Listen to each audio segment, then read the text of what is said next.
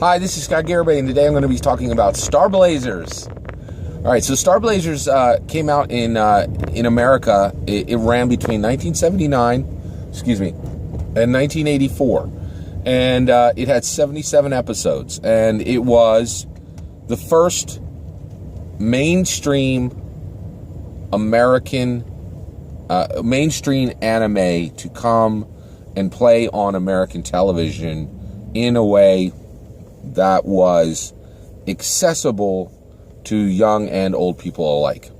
And it really changed a lot, right? So I'm a huge fan of Star Blazers.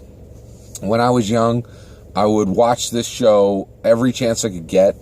We really didn't, it was before I was very young, so I really didn't know how to use I was 9 years old, and we just didn't, our family wasn't in a position where we had a VCR and we had tapes and I could just tape things. So I had to really watch this show out of order, but it didn't matter. It was like, because I absolutely loved it. So this show was about Japanese, in the world in like 2200, right? I think maybe like 2175, somewhere around there. Actually, really very much the same timeline as Star Trek, right? So the Gamelons are this alien race, and they bombard Earth with these radioactive bombs, and Earth becomes poisoned, okay? And so Earth needs to be rejuvenated, right? So what happens is the Star Force puts together this team, and they put together a group of people who lift this space battleship, which is called the Argo in the show. So they lift the Argo right out of the dirt, right? And they put, repulsor lifts on it and engines on it, and they convert it for space travel. And so they pull this thing right out of the ground, and then they head for Iskandar, because Iskandar is a faraway alien planet that has sent a message to Earth saying, if you can get to Iskandar and back to Earth within 1 year, we have a device which will rejuvenate your planet and fix all the poisonous, terrible things that have been bombarding you from the Gamelons, right?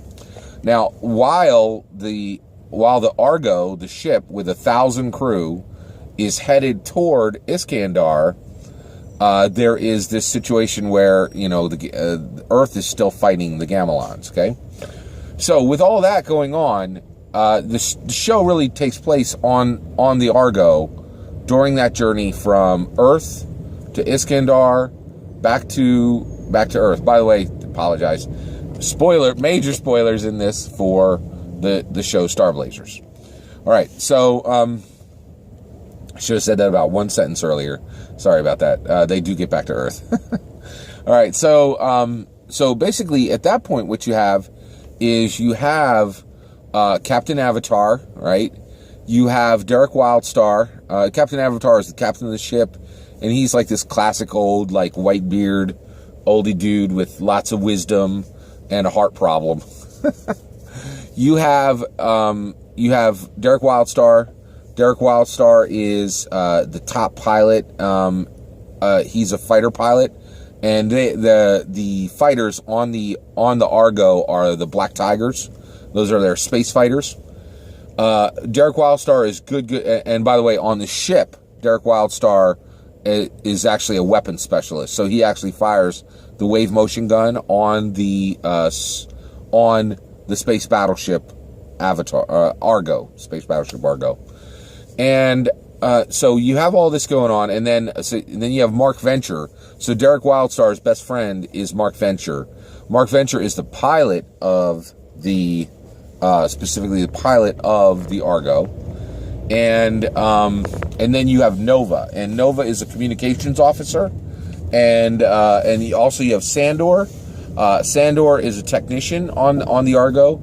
Sandor was really cool. He actually he was a quadriplegic.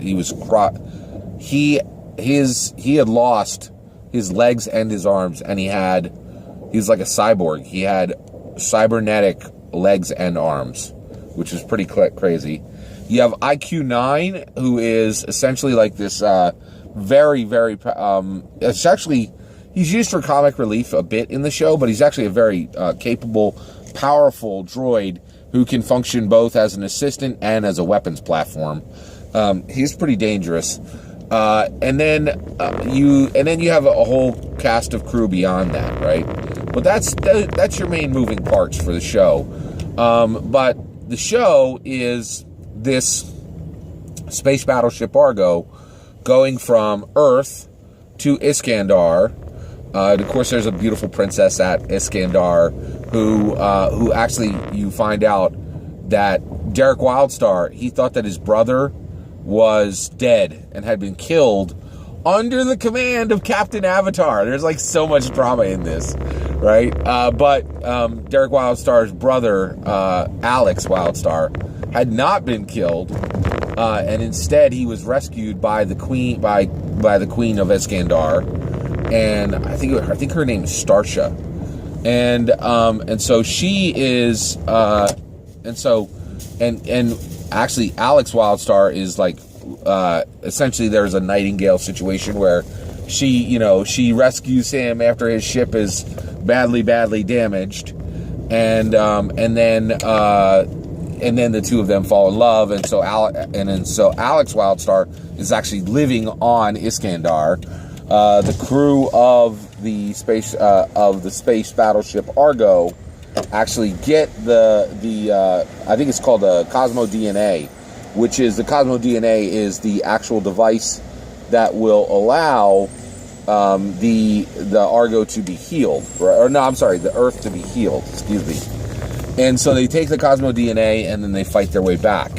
Now, I haven't talked a lot about the Gamelons. Okay, the Gamelons are this really aggressive alien race. They look exactly like humans, except they're blue, and they're led by this incredibly devious villain by the name of Deslok. Right, and he's really smart, and he's a really capable leader, and he really rules a lot like an emperor. Like, he really has analogies to Julius Caesar. He's got some analogies to a few other leaders in there, but let's focus on Julius Caesar.